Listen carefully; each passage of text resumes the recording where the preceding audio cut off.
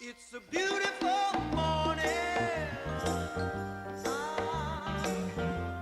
I think I'll go outside for a while and just smile. Just taking some clean, fresh air. Oh, no sense in staying inside if the weather's... Hi, this is Scott Jordan, and you are watching live here at Cellars of Sonoma in beautiful Healdsburg, California.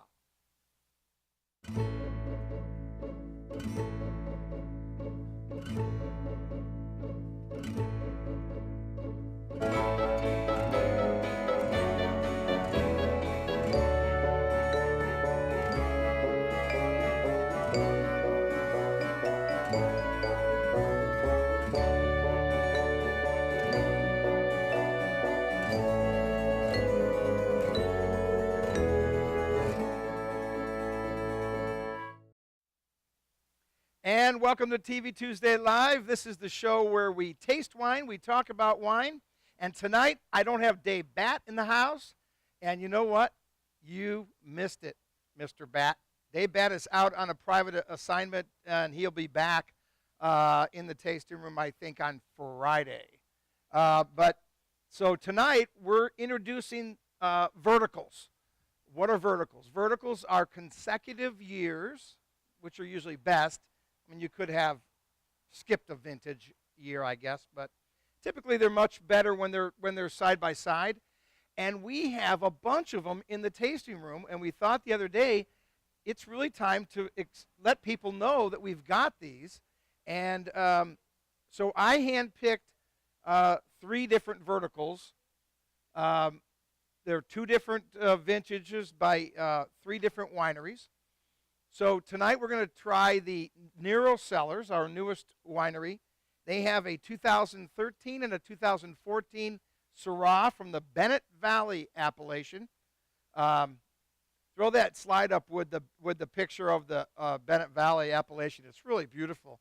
It happens to be in my backyard, which is even better. But it is one of those cool places that they grow Rhone varietals there, and they do a really nice job. So we're going to taste those 2 side by side. Both of those wines are very, very different, and we'll go over the details of what makes them different. And then Barrettage from La Sirena, 2011, 2012. It's Heidi Barrett. What can I say? Not too much to tell you. We'll go into detail, though, of where it came from and so forth. And then it's kind of a crapshoot. Normally what I do is I try to go light to heavy, and I'm not sure if I actually did it. Oh, that's the wrong tasting notes. I'm not sure if I completely did it right for Super Sonoman. Normally, he ages his wines like 30 months in brand new. Oh, this was 34 months in brand new French oak. So I put it on the end. But you know what? As I tasted the wines, the Barrettage seemed like it was a little bigger, but that's okay. We'll live with it. If I'm wrong, you could probably, if you're trying to do, a tasting like this, you could switch them. I don't think you'd have a problem.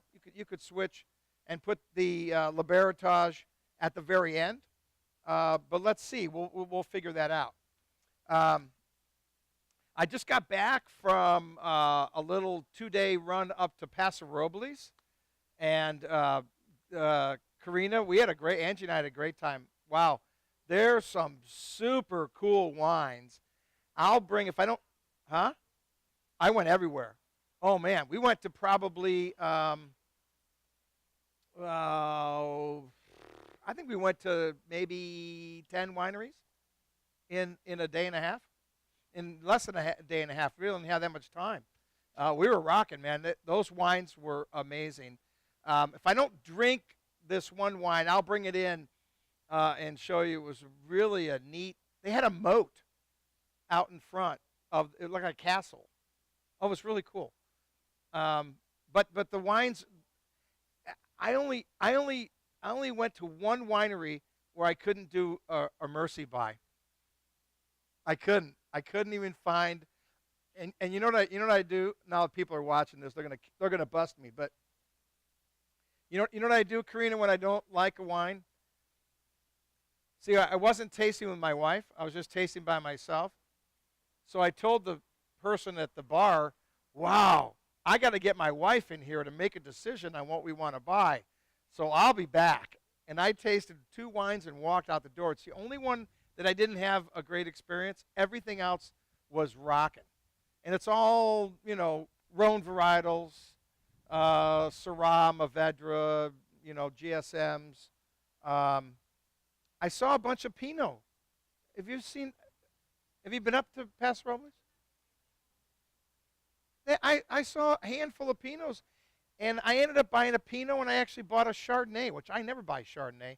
I did for my wife. Not too over-the-top oaky buttery. I think it was more on the creamy side. That's why I liked it. Yeah, my wife, she was happy. So I know I normally don't do that. I mean, I just don't. I buy big reds when I go out, but I saw some Cab Franc. I thought that was, I like Cab Franc a lot. So anyway, a great region. I'll get some. I took some video of the area, and we'll put together a little montage to show you what I saw. It's pretty nice. That's quite a region. They're rocking. All right, so you guys in there, you're drinking wine. That's good. That's what we need to do. If you're going to drink along with me, I'll speed up my talking so that you can get caught up if you're not caught up yet. So we have Nero Cellars, 2013 Bennett Valley Appellation Syrah.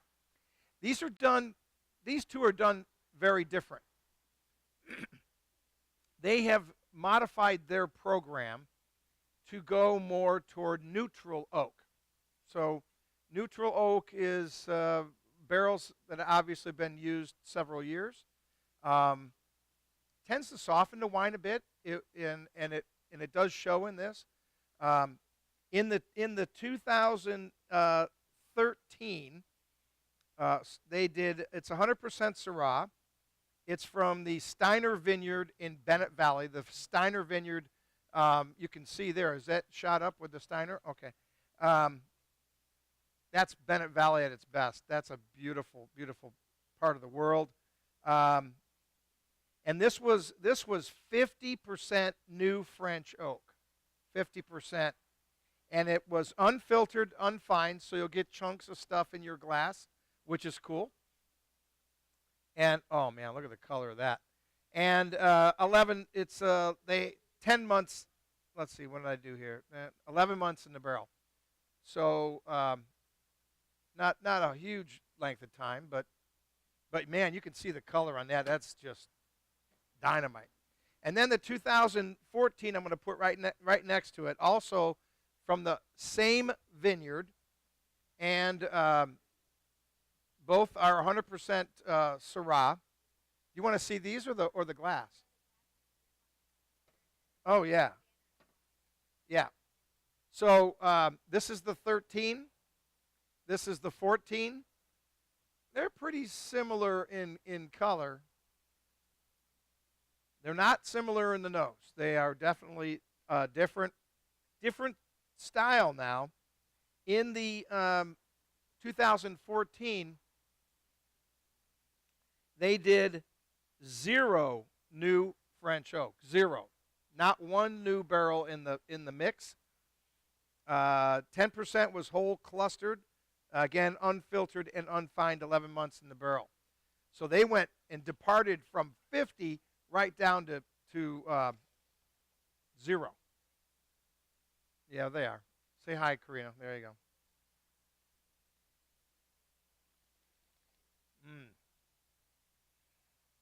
Now, vintage year, not a whole lot different between 13 and 14. You could argue that 14 was better than 13. But 12 and 13 and 14 were so darn good, it's really hard to argue which was really better. And it's kind of early in the game. These have been aging for such a short time. You probably have another 5 to 7 years before you really know which one was going to be superior. Oh, the nose is way different on this wine. Holy smokes.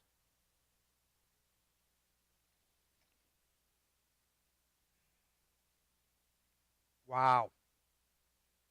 You can tell that when they backed off on the oak, you got a bunch of softness that you're getting from that neutral barrel. That's really, really amazing. Wow. I'm not sure if I'm a believer, at least on if I was making the wine. I'd like to have a little more oak going on. But you know, there are other programs. They also make a Mourvedre and a Grenache, and then a GSM, which is Grenache, Syrah, Mourvedre. And those are all on the new program with more emphasis on a neutral barrel. It's interesting. Mm. Well, I can tell you this: they're both fantastic, no doubt about it. Um, that 13. If you're ever thinking of buying the 13, you better get off the stick right now. As of this publication, which was probably 6 months ago, there's 10 cases left. Good luck with that. Yeah, that's not going to last. And the other Syrah, that the 2014, they only made 70 cases. It's like, well, what are you going to do there? I mean, heck, that's never going to. They're going to run out of that in no time. And it's something that we've talked about week after week after week. I keep harping this, but I have the perfect example. Let me give you an example. Get this wine really close to me, though, so I can drink it.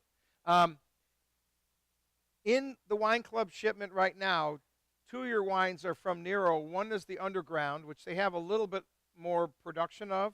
The Underground, they've got 110 cases. Oh, yeah, a lot more production. But on the Mourvedre that I sent you, and we'll be sending to our cellar club this week, they made 45 cases. And I was doing the math on it, and it's really, really close. You might not be able to reorder it. Let me just say that to you right now. That bottle you better cherish, because that's probably the only one you're going to see.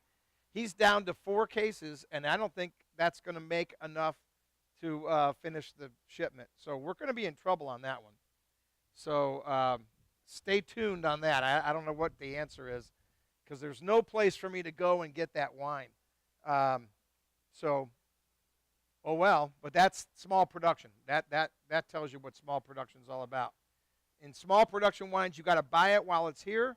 When it's gone, it's really, really gone. It's not some fantasy. It's gone. So this is the 13. I like the 13. That extra oak doesn't bother me. Let me taste this 14. The color up close is a little different, though. This is more on that blueberry side on the 14.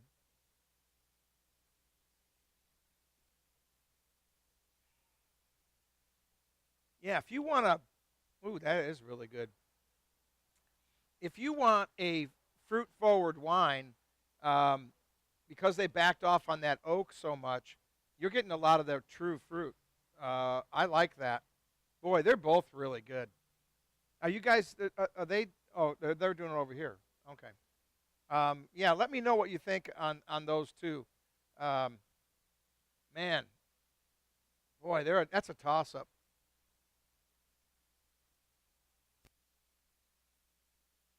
Wow. Let me try this 13 again.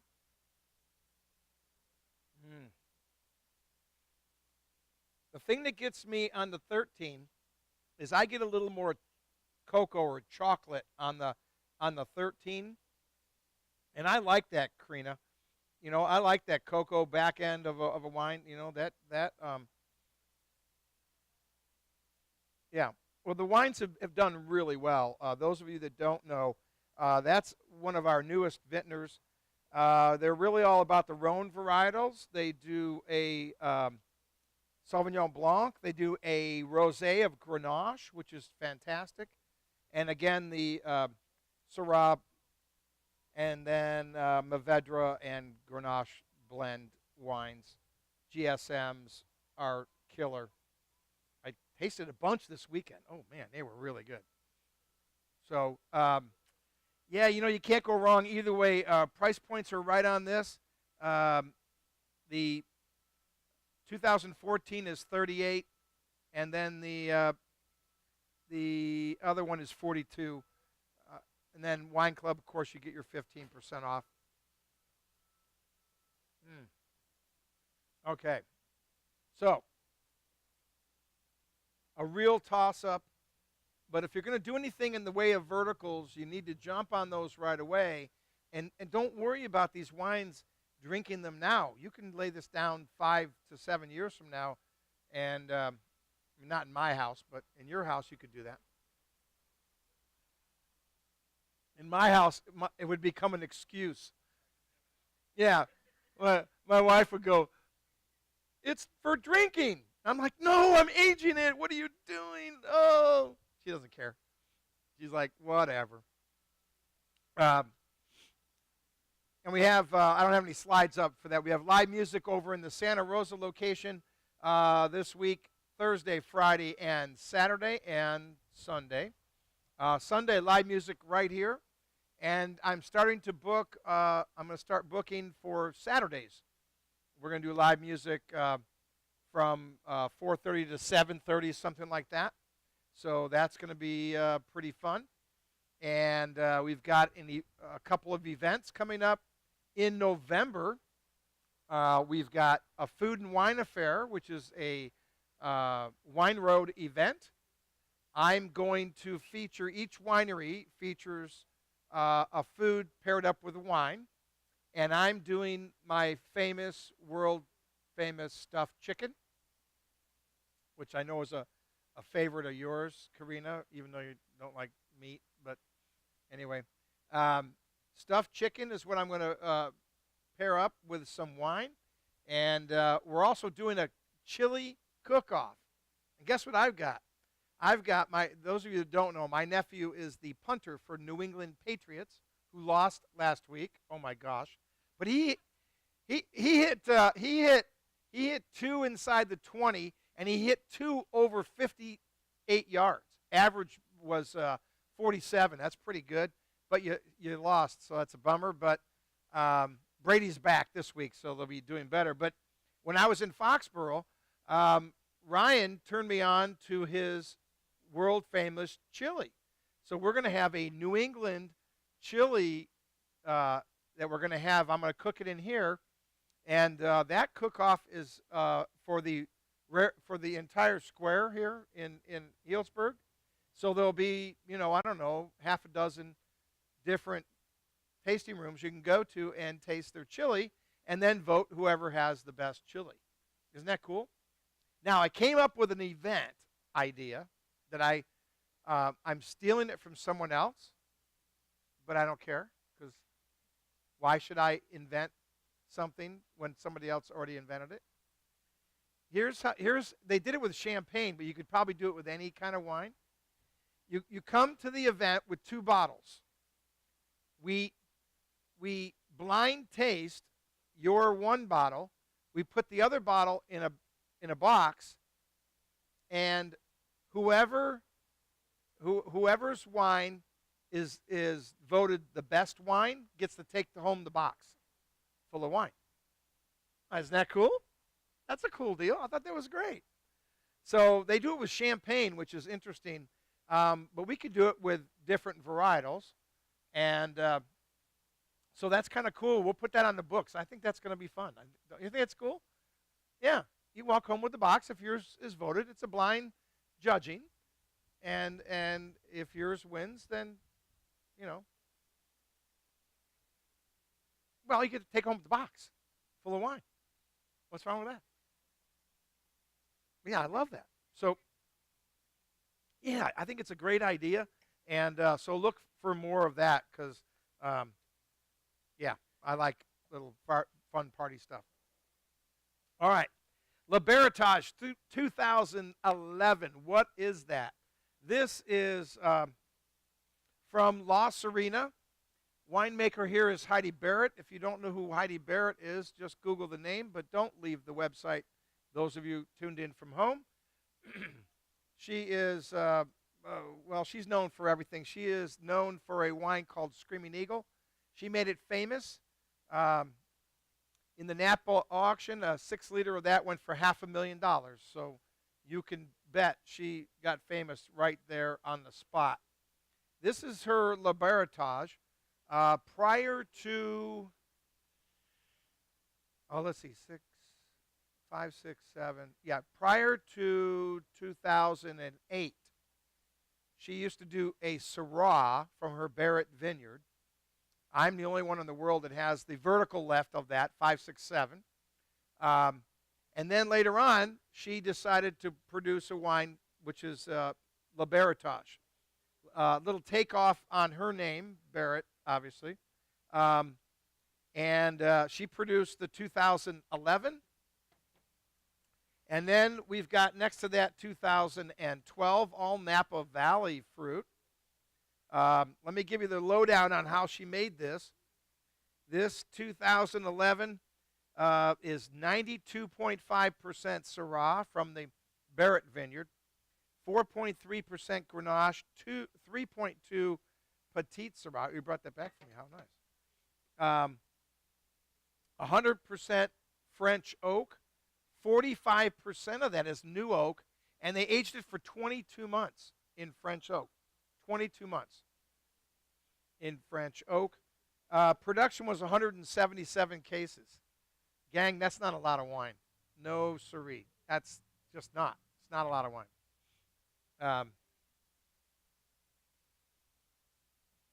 Now, in contrast, the 2012, that one is 95% Syrah, 2.5% Grenache, 2.5% Petite Syrah, 100% French oak, same idea, 45% new, 22 months. So that part of the program is the same. So really, it's only the blend that's changed. And, of course, the vintage year. Oh, man. Wait till you guys get this one. The nose on this is fantastic. Woo! I'm getting a little bit more of that, what I like, the chocolate cocoa back end on the 12.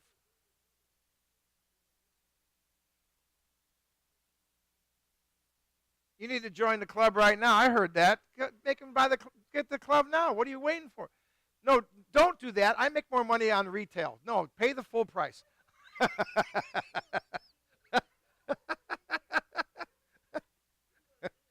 All right, you're getting the deal. If you join the club, you're getting the deal of the century. They're trying to figure out whether they want the club or not. If you like the wine, you got to buy the club. Club makes sense. It's only $2,000 to join. It's no big deal. Everybody does it. So 2011, 12. All right, let me tell you a little difference between the two vintage years. They are dramatically different.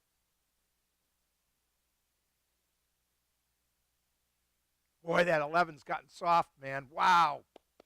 That used to be a big, muddy wine, and now it's just gotten super pretty. Oh, I love that. All right, let me tell you a little bit about 2011. 2011, you had a lot of things that went wrong. Number one, bud break was relatively early, and you had shatter. What's shatter?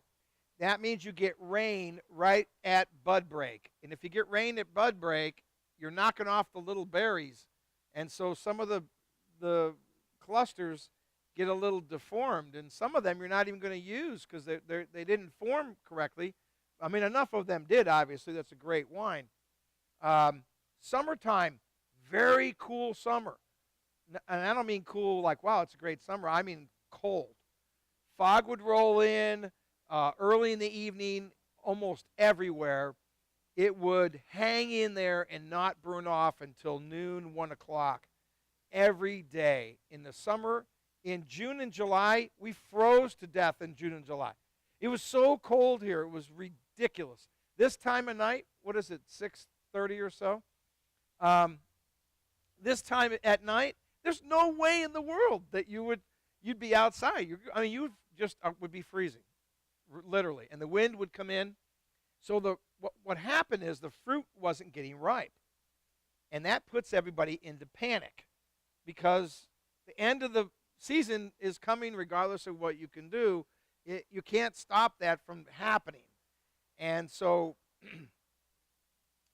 they had to make some decisions, and they know they got burned in 2010 because it was a very similar scenario. In 2010, though, they got smart.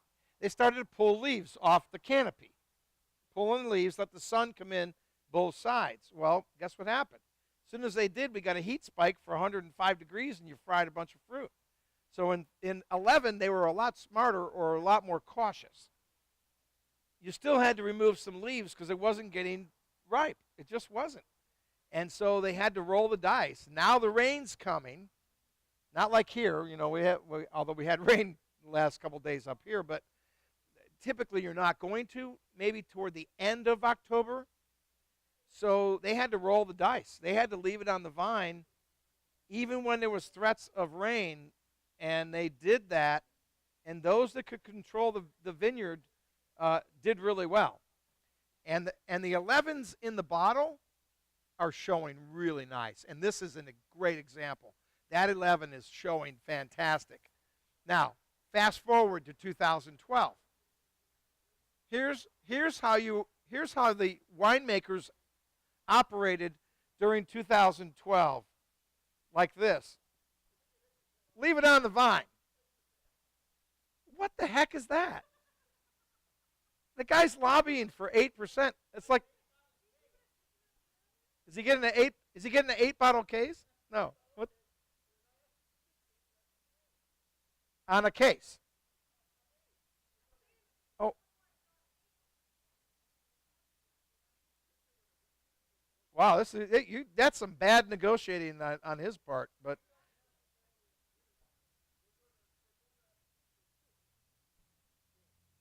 well, yeah. Well, just do it this way. If you like the wine, join the club because you're going to save 15% almost on every order. Right? It's wine. You're not buying battery acid. It's wine. If you drink 16 bottles a year in your home, then you're in. That's all you got to do. It's only 16 bottles. Done. All right, so now I was going back to 12. Here, I'm a winemaker. I'm in 2012. This is how the winemaker made his decision on what to do in the vineyard. Leave it on there for a while. It's okay. Here we had a complete flip. In 2012, you really didn't have shatter. You had no bad weather during the bud break. You had a hot summer, and at this time of the year, it was still super warm. No threat of rain. Guess what you did? You sat back and you went, leave it on the vine. It's okay. We're good.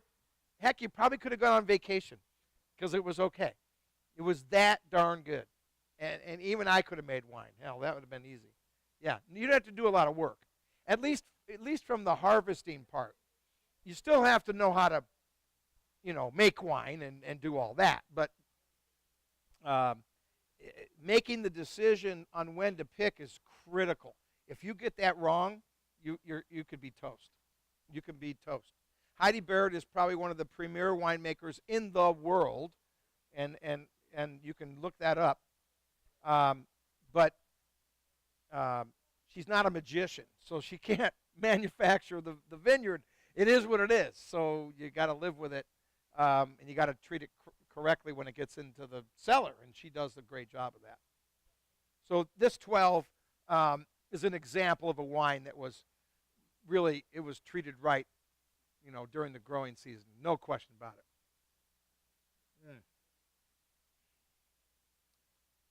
Yeah, that doesn't hurt. Yeah, this is boy. You could pair this up with anything. This is in such nice condition. Right. This is really pouring well. Mm. Even my I only drink white wine people would like this. This because it's so soft. I mean, I'm just amazed. Yeah, that's a great point. Karina said, uh, tell everybody how she compartment. Oh, there's a word that I'm missing there. She literally, when she's tasting her wine to determine if it's a complete wine, she breaks her tongue into three compartments. She calls the front 1 and 2, then 3 and 4, 5 and 6. And a complete wine is 1 through 6. And that conversation came up one day on TV Tuesday. I was interviewing her, and I said, "Damn, Heidi, why don't you make a Cab Franc? I love Cab Franc, and we could sell the heck out of it." And she said, "No, I won't make it. It's not a complete wine." And I go, "What?" And then she said, "It'll give you 1, 2, and 3, and that's all you're going to get. I want 4, 5 and 6." And I went, "Damn, she's a rock star." But she's right. In that scenario, she's clearly right. Now, for me personally, I don't really care. I'll take 1, 2, or 3 because I like Cab Franc, but she's not buying into that. She wants the complete wine 1 through 6, and boy, oh boy, does that do that. That goes 1 through 6 like butter, and that's a good winemaker making great wines. Mm. Hallelujah, that's really really good. Did you put up that slide of Heidi and Bo? That's pretty cool. Yeah, so that's the Barrett Vineyard. I think that's out Calistoga way at the base of St. Helena Mountain before you go over into the Lake County area, and that's a pretty cool spot. That's like, you know, that's a great spot. Mm. So to my wine club members that have this 11 and have not opened it, here's my take on the 11 right now. I'm thinking you can sit on this another 7 years like nothing. It's got all kinds of room to play.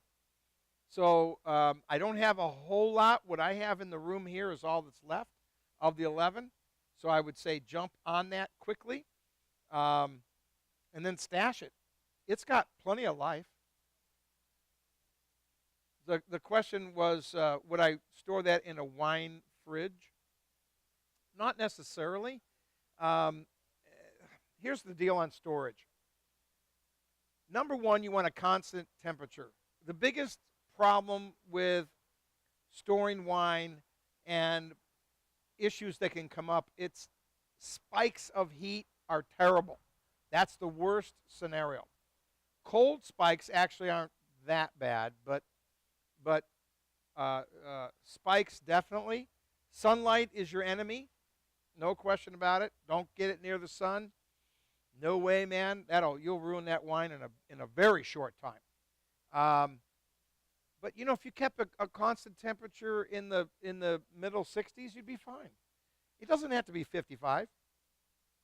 I don't think so. Now somebody might argue with that, but I don't see that. I don't see that. I did a room in my house that after the boys finally moved out, thank God. There was one small bedroom that was never really a big bedroom. I want to say that it's like 9 by 10. It's a small room. It's kind of dinky. So it's not like a guest room where, it's almost like a closet. It's pretty small. So I turned that into a wine room. And all I bought was one of those stand-up air conditioners with the hose that goes through the window. It's just an air conditioner. It stands about that tall, but the exhaust goes out through the window. So you can crank it on, and it's on a timer, and it runs for 8 or 9 hours, and then it shuts off because it gets cool at night. So I don't need it on. And it keeps that room in the middle 60s like nobody's business. I keep it 68, 69. It works perfectly fine. Wooden racks, and it's great. And now my wife has allowed me, which is really cool. She's going to allow me to make that into a man cave. And if I want to smoke cigars in there, she's going to let me smoke cigars in my man cave wine. Is that cool or what? I don't know what. Yeah, I don't know what I did right, but man, it was cool. Yeah. So I'm way okay with that. Yeah. So I have, yeah, and I have a trophy in there. I have my boat that Mark Davis bought for me, and it's on a pedestal on the. I haven't used it because I don't know how to put it together. There's too many parts. They're in a bag. I thought he was coming in October. Damn. Okay. Well, those of you who don't know, Mark Davis, very good family friend, and Karina and Mark are good buddies and have been for quite some time. And he is in Iraq taking care of the world, working for the embassy, and he's a great patriot. And Mark, I know you're not watching right now, but if you catch this show, yeah, hats off. Can't wait to see you. But he bought me this cool boat, man, and it's like this big. And it goes 65 miles an hour? It's fast. It's so fast that I can't put it in the lake over I can't put it over at Howard Park. They won't let me put it on the lake because it's too fast. I got to take it to like a big lake, a big one with giant boats. It's crazy. It's really cool. So we're going to have some fun with that. We'll maybe do some camping or something and put it out on the lake. It's bad. That's a great ride. Okay, back to wine. All right, 2011, 2012. This is all about making great wine. There's no doubt about it. Those both are fabulous. And gosh, you know what, Karina? I might even have a 2010 and a 9 left of the La Barrettage. Yeah, yeah. I've got some older wine club pickups that haven't picked up, and I'm going to put a timeline on it, and then I'm going to cut it off, and then I'm going to have that. It's paid for wine. It's not my problem. If you wait 3 years, that's too long. You know what I mean? But yeah, because we had that all the way back to 2009. So that could be a really cool vertical, right? Yeah. Problem is, there's only like 3 bottles. But anyway, all right. So either way, the 11, 12, 11 in the bottle's looking really good. They can both age another 5 to 7 years easy. 12 probably a little longer than that, just because of how rich the food was. I say food, I meant fruit. See what happens? I get an ounce of wine and I can't even talk. So it's crazy. Although I've been drinking wine all day, so I don't know. These guys are going, what? What is he talking about? Oh my gosh, holy shamoles. Wow, they're negotiating hard on this deal. Wow. Okay. All right. The other vertical that we have, and I've got, I think I have verticals in the Barrettage as well, but in the cab for Super Sonoman, 34 months in brand new French oak, kiddies. This is not, I put this at the end because I was thinking it was going to be a much bigger wine, just based on the fact it was brand new French oak. But when I tasted it, I went, wow, that's pretty darn soft. I might have put that in between and put the La Barrettage at the back. But that's a toss-up that you can deal with. 2009 vintage. He did 75 cases of this. 75? Really? It's all cab. 1,500-foot elevation. Knights Valley fruit. Knights Valley. Okay? It's a library wine. It is a library wine, so it does have a price bump. It's $78 versus $65. That's the other reason why you don't wait Once they hit the end of their vintage, there's only a few bottles left. It goes in the library, takes a price increase. I don't control price. That's just the way it is. So you don't sit on it. You buy it when it's at its regular price. And then next to that, 2010. Now this one you could argue, this one you could argue, 9 got all the press. 9, they said 9 was it. It was the stuff. Don't buy the 10, buy the 9, 999. But you know what? In the bottle, damn, 10's really coming through looking nice. I mean, it's looking really, really nice. Are you negotiating? I want wine. Which one do you want? The cab? Come over here. Say hello to all the people on the world. This is in your right hand is the 2009. And this is the 2010.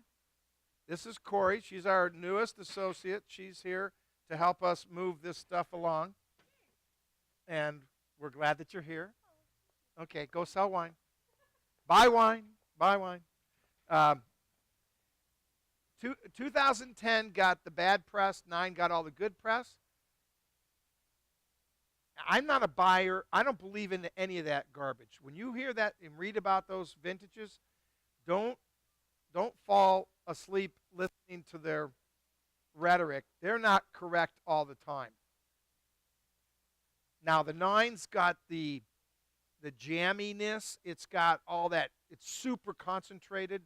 And then the 10, I find the 10 to be really elegant, which is what I really like in this wine.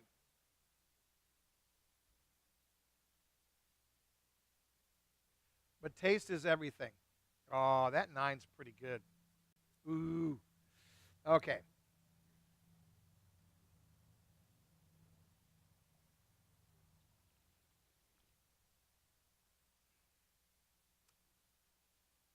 See, I'm digging the 10s. It's the same scenario like the 5, 6, and 7s. Okay, if you know anything about wine, 5 and 7 were like world class. 6, they pootered off. It's 10 is the same darn thing. They pootered off, and it was a mistake. In the bottle, the darn stuff is really good.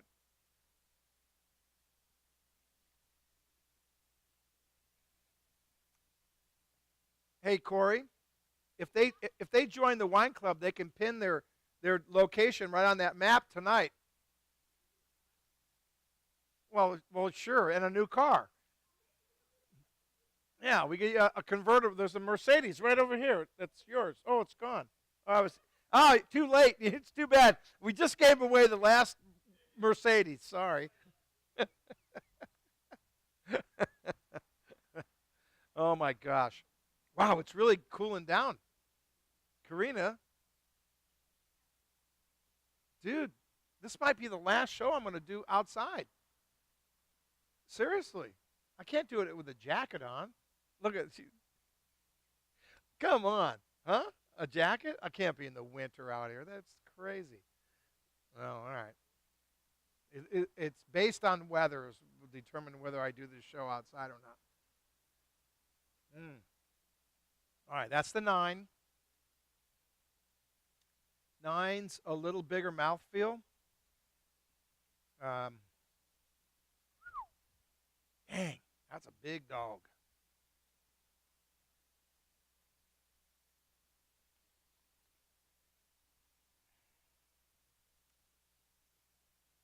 I'm all over the 10. I'm thinking the 10 is a little more. I want to say a little more elegant and a little more, probably a little more food friendly. Just slightly, not over the top, but it's kind of nice to taste those side by side. Don't we have an 11 cab too? We have an 11, don't we? Okay, I'm just throwing that out there. I'm not asking for one, but that again would be a really cool vertical. 9, 10, and 11 is pretty sharp. That's a great way to go. We did one Thanksgiving. I think that was Thanksgiving. or was that the boy's birthday? Were you guys around when we did the Robert Young? Oh, jeez, we did. This just shows how cool a vertical is. We did. I'll get this right. We did 03, 04, 05, 06, 8, and 9. We couldn't get the 7. We could not find the 7. In Robert Young's Scion, which is a cab blend. That was the coolest tasting ever, man. That was really outstanding. And wow, we've got the African band over there playing. That's nice. That's awesome. Conga drums going off. The big verticals are really fun. And what we did with our guests, we wouldn't let them drink anything until they did the vertical. Because if you come to my house and you want to have, an experience like that, you cannot be a wine slammer in my house. I won't let you do it. I'll give you some stuff that I don't really like, and you can have all that. And you can slam it down all day long until you fall asleep. It's fine with me. But when you really want to appreciate wine, I want you to go ooh and ah. You have to at least go ooh, ah. Because I'll give you good wine. I'll give you the good stuff, if you're nice. You bring over some steaks and cigars. If you give me steaks and cigars, I'm okay with that.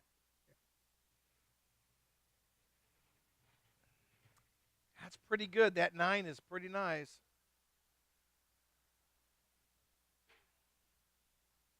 There's a little more going on in the 10 to me. Yeah.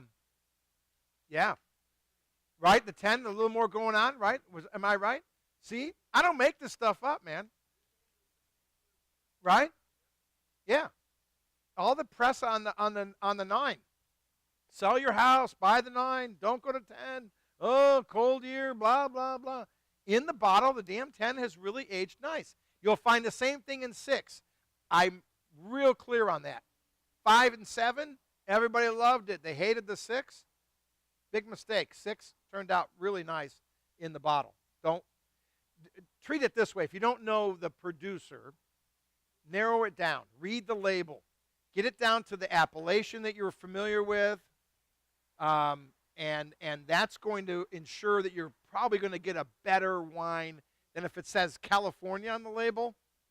That could come from Uncle Ned's, barn. Who knows? So read the labels. The labels are a really good indicator of quality of fruit, especially around here. No doubt about it. No doubt.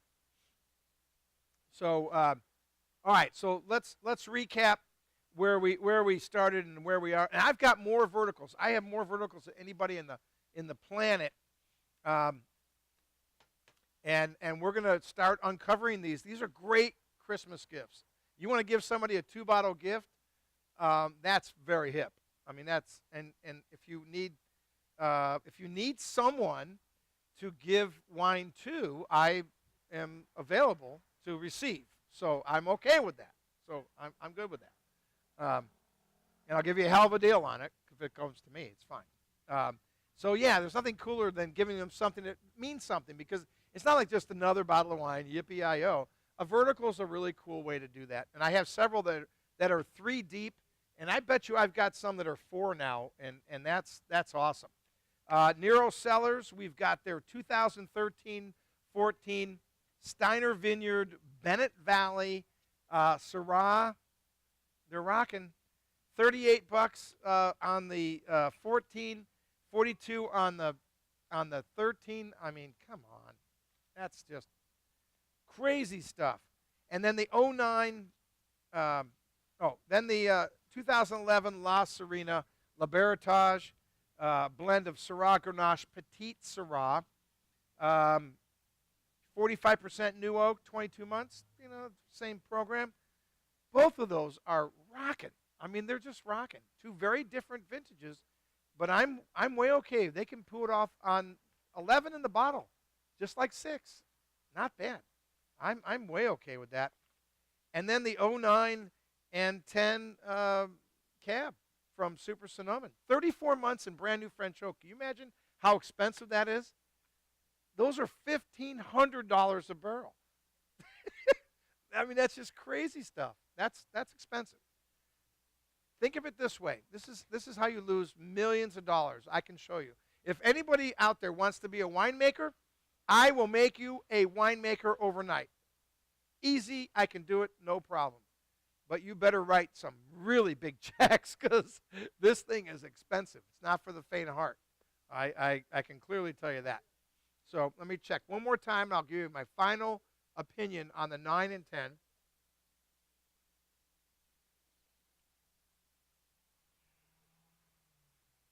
That 9's pretty good. I won't lie.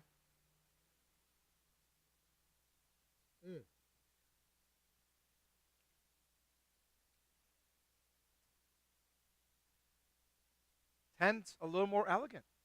They're both wonderful. Don't get me. I don't want you to not buy one for the other. A little more elegant. Yeah, the 10. Wow.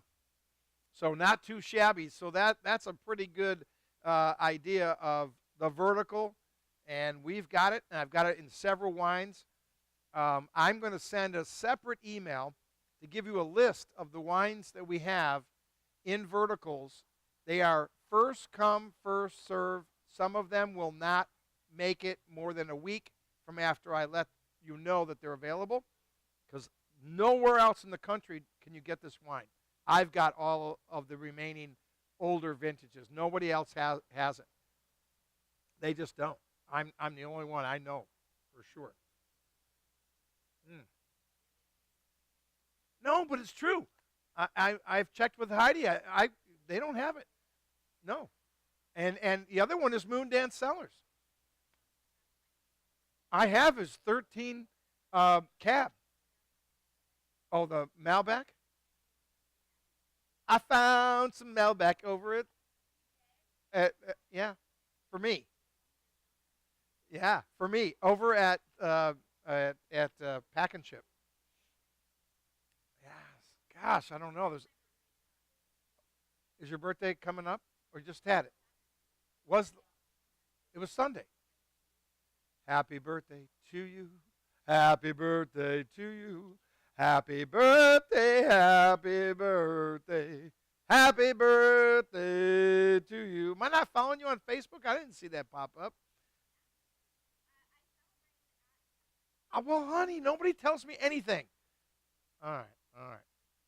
Well, I want to thank all of you guys for drinking the wine, because if you don't drink the wine, you can't buy the wine. If you don't buy the wine, there's no reason for me to be here. And I want to thank Karina for keeping me on track. I want to thank Dave for not showing up, because, man, oh, man, did we taste some cool wines. And I want to thank Corey for coming in here and taking care of business. And this is where you discover wine, one sip at a time, here at Cellars of Sonoma. Come in and see us. Let us know what you want, and watch for fun stuff coming down the pike. You just never know. And I really appreciate all of you tuning in. We will see you next week. Bye for now.